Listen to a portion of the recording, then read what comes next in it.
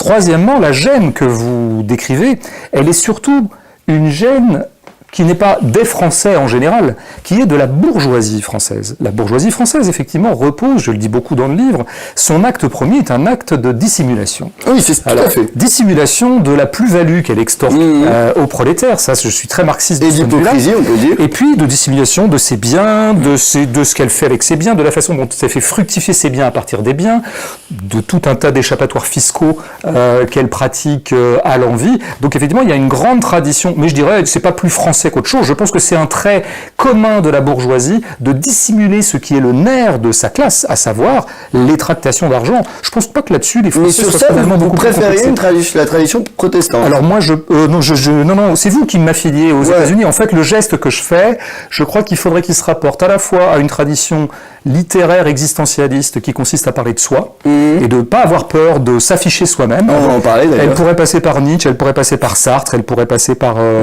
Gombrowicz, par Kierkegaard, par des choses comme ça.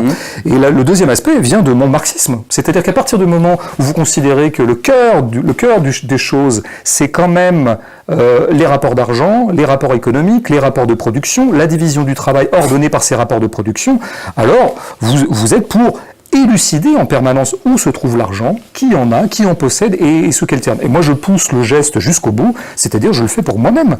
Bien sûr que moi, ça ne me pose aucun problème de donner le prix de l'appartement dont je suis propriétaire à Paris.